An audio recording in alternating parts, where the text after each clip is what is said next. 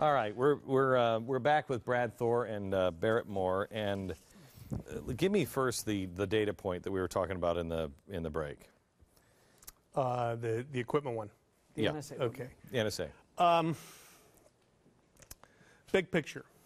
If you have sensitive data and you keep it on a computer, most of us use a computer as an electronic filing cabinet, as it might be, and we put down a variety of thoughts. If you have something that you want to have private and you're going to put it in a computer, make sure that computer is not hooked to the internet, period. Okay? That's the only way that you're ever going to keep that data secure. And in fact, that won't even keep it secure if you're really under scrutiny. But from a day-to-day standpoint, Well, wait, how do they get it if it's not plugged into the internet? well, in the very most sophisticated sense, they have the ability to read a hard drive through the AC power lines. Oh. That's a program in itself. I heard somebody. I was sitting in a meeting with somebody who tends to be paranoid for a living, and I was in my apartment in New York, and I had these big. You both have been there. It's Don Imus you're talking about, isn't it? Yes, have these big windows, and but I'm up, on the 50th floor in New York, and it's 2 blocks away from any of these other high rises. And we're sitting there, and I said, we were talking about something, and he said, have you had this glass tempered or whatever? And I said, I don't even know what that means. And he said, we can shoot now. A parabolic microphone. Yeah, he said, we can shoot like a laser or something at your window. And he said, you can't put music on because we can just take the algorithm of the song. We can take the algorithm of water. We know what it is. We just cancel it out. He said, we can hear your conversation no matter where you are at any time. He said, no, you got a window. He said, please. There's nothing that our government can't hear or can't do at this point. That's correct. And but let me finish the thought on the technology. All right. Which is, here's the challenge for anyone. We're all familiar with having firewalls in our offices and our homes, and whether it's made by X or Y company, they're generally pretty good products. Well, 2 data points you need to know is, first of all, there is not a piece of technology that is sold in the United States that has not first been vetted by the intelligence services, and they have a manner in which to go through it.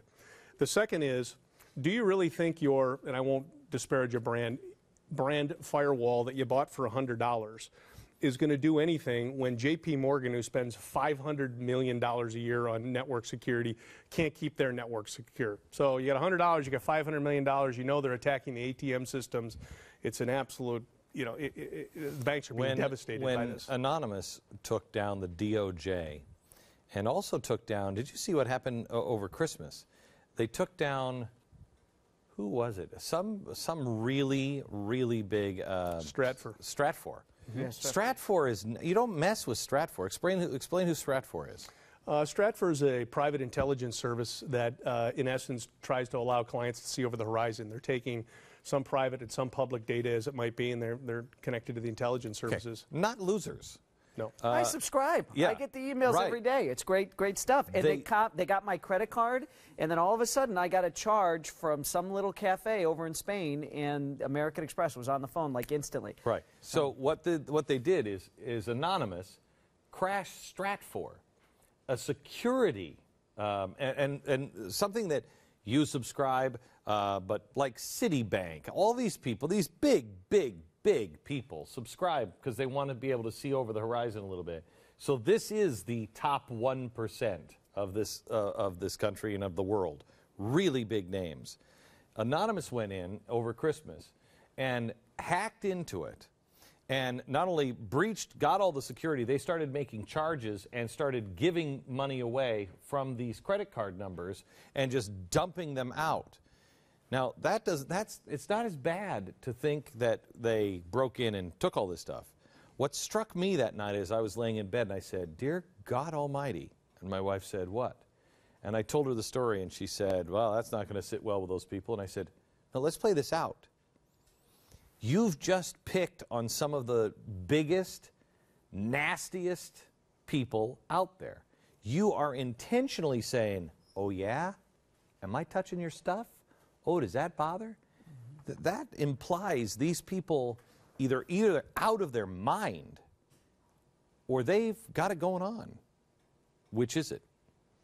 Well, not only did they get the credit card numbers, they exposed the client list. I mean, it's easily searchable right now. It's like the knock list. It's out in the open. No, the 4,000 commercial customers that are name brand companies and government organizations that subscribe, it was all there. I think it was 4,040 names they exposed on day one. And, you know, that's not anyone's business whether you're a client of Stratford's or not. But so what happens? So what happens to our world when you have people like this, like Anonymous, and then people, you can't tell me the Russian mob's not doing it. You got the United States government, you have Saudi Arabia, you have all these people coming after this information. Well, you're living in a world where there's no, the average person doesn't have a chance, do they? Vigilance. I mean, if you're vigilant and you start now and you start building a program, you can reel it back a little bit. But an awful lot of damage has been done. Okay, so where do you even start on that?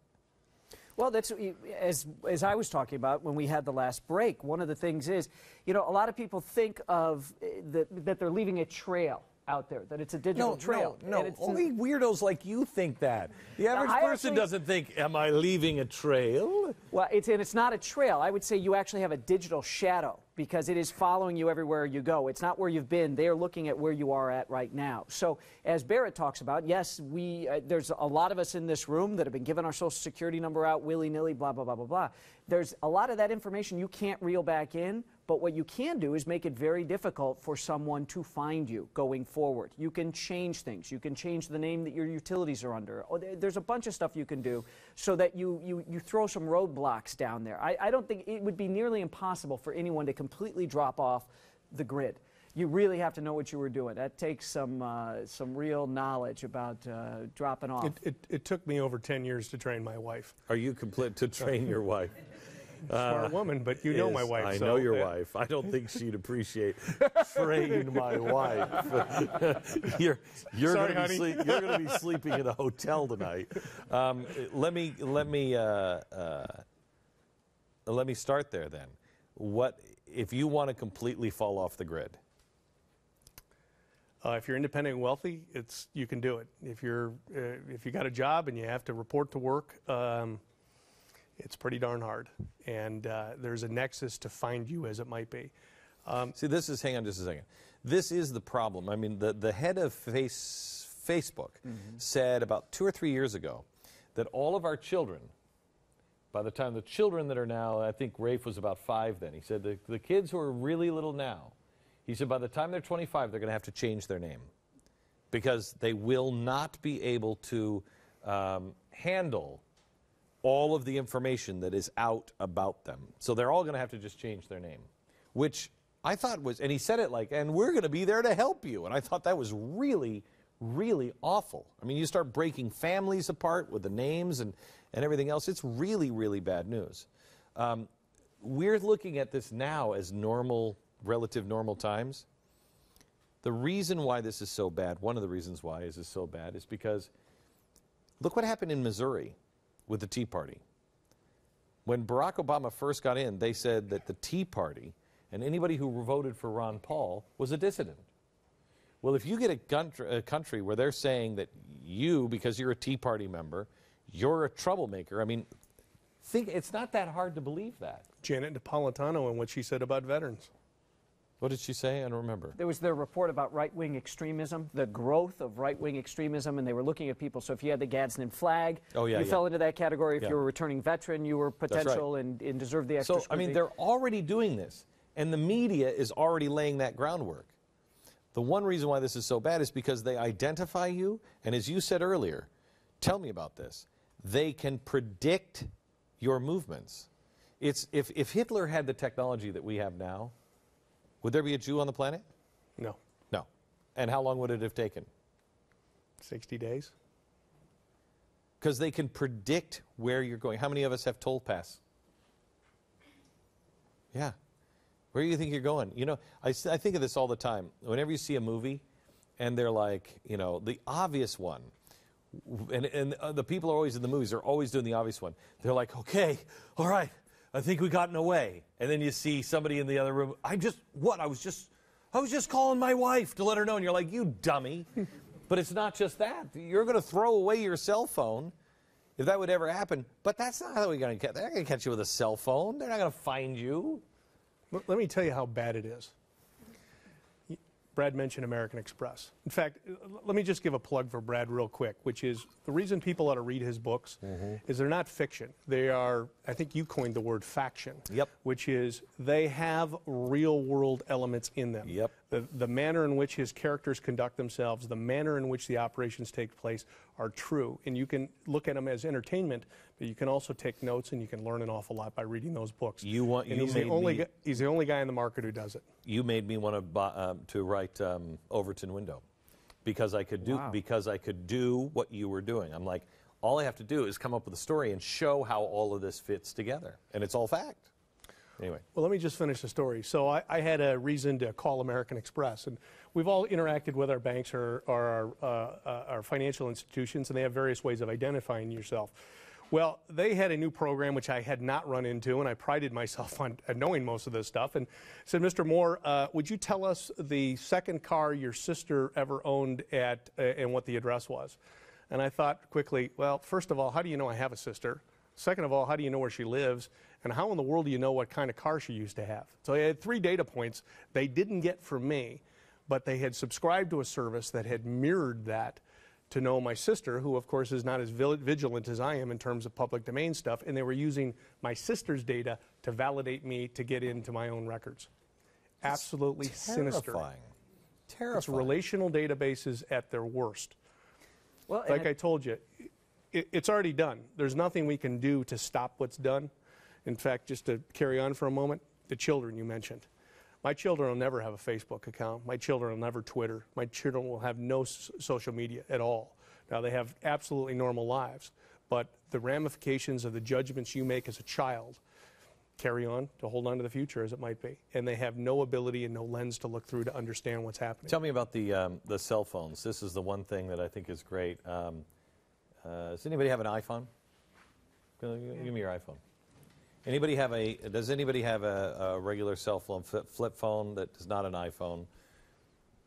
Does anybody have one? Everybody else has iPhones? I'll give you my $20 AT&T, no chipped, no anything card phone. All right, you're turning it off or on? Okay, so let me, turning it off. It's off. Can anybody listen to me? Yes. Yeah. They can absolutely listen to it while it's in the off position. The only way a cell phone is halfway safe is if you take the battery out. Take the battery out of your Apple. Oh, you can't. That's right. An Apple tracks all the time, even in the off position. It never is off. Back in just a second.